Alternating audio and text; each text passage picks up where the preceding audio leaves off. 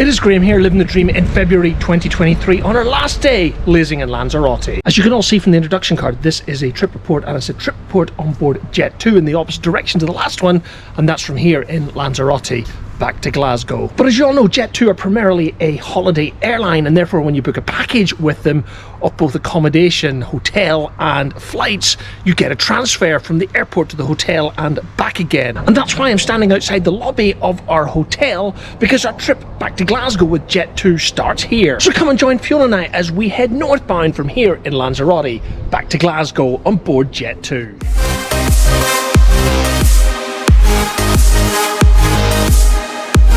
Hi, I'm Graham, and this is my wife Fiona, and we have always had a work hard, play hard philosophy. From London to New York, and of course the Caribbean, we live our dream through travel. And of course, the odd cocktail. And here on YouTube, we create our memories while living our dream. So come and join us as we share our memories with you.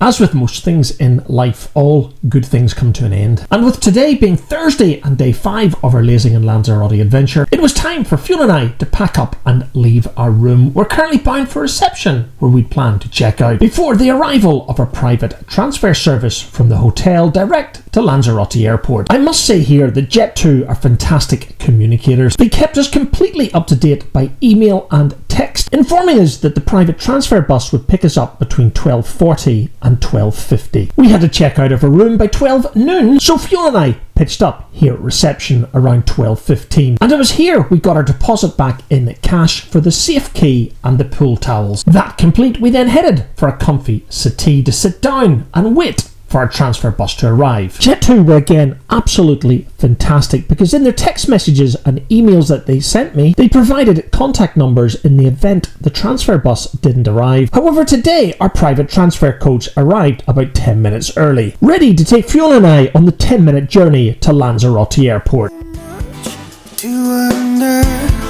I'll be here waiting. I'll be here waiting. If you go back to video number 235 here on the channel, I produced a dedicated episode on the Jet2 private transfer from the airport to the hotel, and I explained in that episode that Jet2 made it very clear in their paperwork that here in Lanzarote, their private transfer contracts were on these small buses and not cars. And back to today's trip on board the small bus from the hotel back to the airport, I didn't see this as an issue at all, because again, Jet2 were very clear in all of their paperwork, their documentation and their messages to Fiona and I before we made this trip down to Lanzarote. So for the next 7 to 10 minutes, Fiona and I sat back, relaxed and enjoyed the scenery in what was an extremely short journey between Puerto del Carmen and Lanzarote International Airport.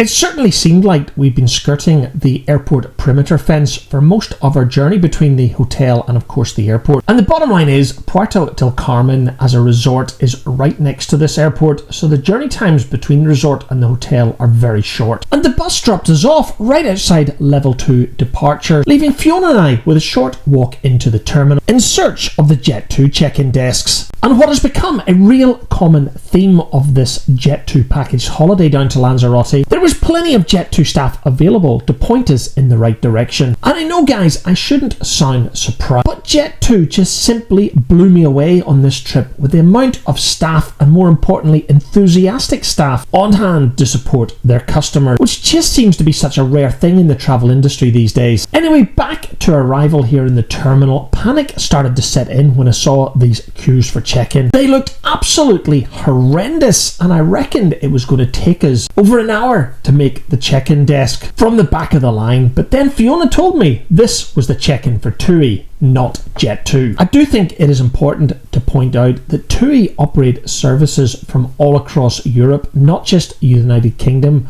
but TUI have a business in Germany, the Netherlands, Belgium and across Scandinavia. So I'm going to assume that their resources are a lot more stretched than Jet2. So as we approached the Jet2 check-in area, we were extremely relieved to see absolutely no lines and again plenty of Jet2 staff on hand to point us in the right direction. Is it too much to wonder? I'll be here waiting. I'll be here waiting. The check-in for Jet2 was extremely well organised, it was efficient, and from approaching the line, I think it only took us about 10 minutes to get checked in and be on our way to the security line. We of course had checked in and printed our boarding passes weeks before we took this journey down to Lanzarote, and this is something that all of the low-cost airlines that I've experienced here in Europe are very good at. They allow you to check in and print your boarding pass weeks in advance. So I've got absolutely no idea why full service airlines like British Airways and Virgin Atlantic only allow you to check in and print your boarding passes 24 hours before travel. But anyway, back to today. Fiona and I were now en route from check-in to the security screening area, which I'm sure you will understand, guys, I didn't film.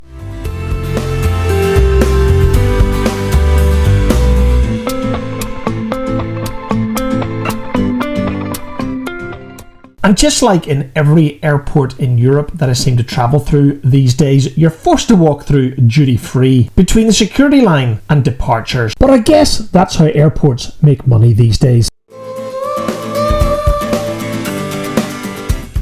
And with Fiona's duty-free shopping complete, it was time for us to go and get some lunch. And this is where I want to state now that Lanzarote Airport seems to be an airport of two halves. 5 days earlier, we had a fantastic experience on arrival. Passport control was completely seamless. It was all electronic and extremely efficient. Baggage reclaim and customs was also just as efficient, and we were very pleased on our arrival, but it wasn't quite the same on our departure. My personal view is this airport is too small for the number of passengers it's handling these days. The line that you can see in front of you right now is the queue for Burger King. It was over half an hour long. Fiona and I chose to order a couple of crispy chicken burgers at this grill, which was part of a multi-outlet food court. The staff were very friendly and the service was therefore pretty good. And as for the chicken burgers, they were as overpriced as you would expect in any airport. However, the problem at Lanzarote Airport is there is simply not enough seating for the passengers using the facility. And as a result, it was clear that passengers were choosing to sit in the restaurant area because there was no seating outside in the main departures area. The bottom line was, guys, it was very difficult to find a seat. And as a result, Fiona and I ended sitting in an area that we probably shouldn't have. Anyway, who cares? Because the chicken burgers weren't too bad, even if they cost nearly €30. And after lunch, we chose to go outside, where a self-confessed AV geek like myself could indulge in a little bit of plane spotting. And I think the last airport that I was able to stand outside and watch the aeroplanes was in Punta Cana in the Dominican Republic, which we visited back in 2018, and I know all of those videos are here on our YouTube channel. But just like in Punta Cana in the DR, this outdoor space was where the smoking masses came to enjoy their bad habit. And I make absolutely no apologies for saying this in the channel, guys. It was absolutely disgusting out here. So Fiona and I headed back in to the air-conditioned and smoke-free terminal en route to our gate, which we knew would be announced around now. I'll be here waiting. I'll be here waiting. Arriving at our gate, you can see, guys, there is clearly very little, next to no seating at all. This airport is simply badly designed in my opinion, and it's certainly too small for the number of passengers it is handling these days. However, that's not Jet2's fault, and I must admit their communication remained absolutely excellent here at Lanzarote Airport. And remember when I described on our trip out 5 days earlier that boarding group A, being at the front of the plane, actually in Jet2 means you board last. Love it or hate it, Jet2 have gone for efficiency in their boarding process. And again, I was extremely impressed by the quality and professionalism of the Jet2 gate staff here at Lanzarote. They basically policed their boarding process to the letter of the law when it comes to their operating procedures. So hell mend you guys if you tried to board the aircraft outside your boarding group being called, and that is just how it really should be. Well done, Jet2. And in my humble opinion, if British Airways had the same quality of ground staff and procedures at London Heathrow, the world would be a better place.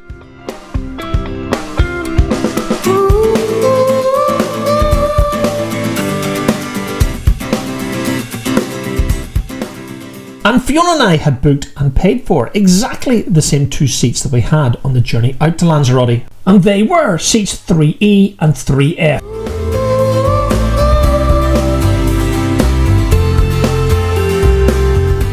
We pushed back from the stand just over 30 minutes late. This flight from Lanzarote to Glasgow was simply the returning flight that arrived from Glasgow only an hour earlier. However, today there was an aircraft change. So the cabin crew and the cockpit crew that travelled down from Glasgow earlier today had to complete their duties on board the other aircraft before making their way to this aircraft for the journey back to Glasgow. But given Fiona's and my recent experience with the travel industry, 30-minute delay was really nothing at all. So successfully pushed back from the stand, we were now taxiing towards the northeasterly runway here at Lanzarote. And jumping across to flight radar 24, we were departing on runway 03, and straight after takeoff we'd be routing on a pretty northerly direction, crossing the northerly part of Lanzarote before heading out over the Atlantic Ocean. We would then skirt the westerly coast of Portugal before briefly crossing northwest Spain and then the Bay of Biscay, making landfall overhead Waterford in Ireland. And when we were overhead Dublin, we would start our descent to Glasgow. After crossing County Down, we would leave the Northern Irish coastline, crossing the Irish Sea, approaching the Scottish coastline overhead Loch Ryan in South Ayrshire, crossing the Ayrshires and the Lanarkshires, making our final approach into Glasgow onto runway 23 from the Campsie Hills. And this evening's flight would be on board a Boeing 737-800 in the livery of Jet2 Holidays. And from what I can find out online, this aircraft was delivered brand new to Jet2 from the Boeing factory in Seattle, Washington in September 2016. I'll be here waiting. I'll be here waiting, waiting.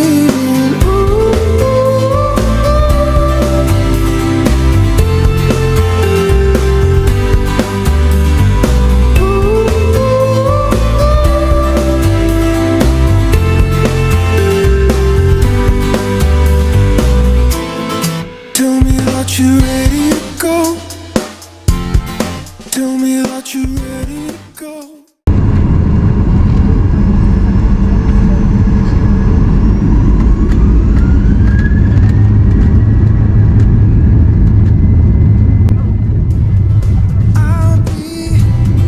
I'll be here waiting. I'll be here waiting, waiting.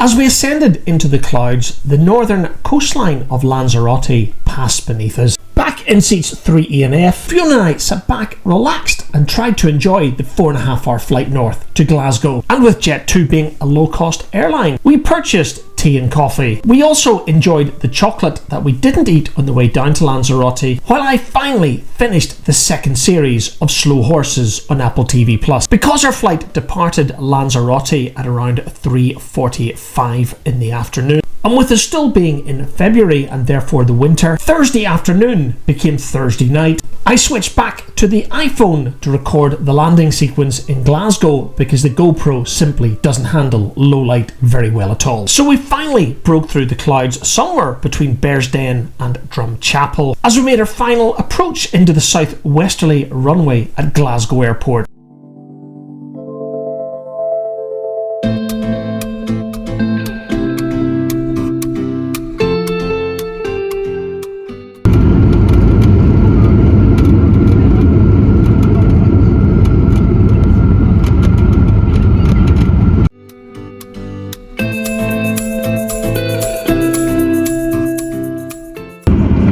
Welcome home, everyone. Now that we've landed, you must stay seated and buckled up until until the seatbelt sign is turned off.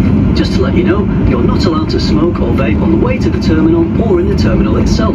Before you go, please make sure you've got everything with you. And take care when you open the overhead lockers, as some things may have moved during the flight. Our friendly customer helpers are all ready and waiting to help you. You can't miss them as they're wearing our famous red uniform.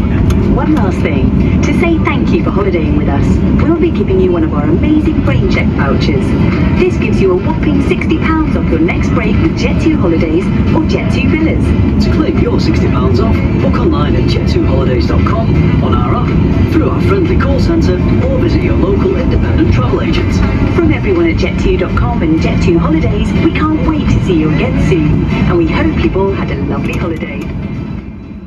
At the end of the day, they didn't hand out these vouchers for our next Jet2 holiday, so I contacted the call centre when we returned, and the vouchers have been allocated to Fiona's and my account on Jet2. Anyway, back to tonight's flight. As we taxi into the terminal, how would I rate Jet2 on this flight from Lanzarote northbound to Glasgow? You know what, guys, they were brilliant. They were just as good on the flight north as they were on the flight south to Lanzarote 5 days earlier. As I said on that video, Jet2 do not pretend to be a 5-star airline. After all, they are a low fares airline. But what Jet2 do beyond what any other airline that I've travelled with in the last 4 or 5 years do is they provide customer service. They just have so many staff there to help their customers, and every single member of the Jet2 team that we met on our journey down to Lanzarote and back again were absolutely fantastic. They were enthusiastic, and they were certainly ambassadors for their employer. And it was just over a week after we returned that Jet2 were awarded the best low fares airline in Europe, beating the likes of Wizz Air, Ryanair, and of course the mammoth EasyJet. So as Fiona and I left our seats to head into the terminal to get through immigration, I would go as far to say that in my experience of flying over the last 5 to 6 years, Jet2 are not just the best low fares airline in Europe, but probably the best airline we've experienced flying within Europe. While British Airways are a complete cluster these days, with extremely poor and probably non-existent reliability, they have absolutely no customer service. And again, from personal experience, both Ryanair and EasyJet offer a pretty reasonable and reliable service. Their ground-based customer service comes absolutely nowhere near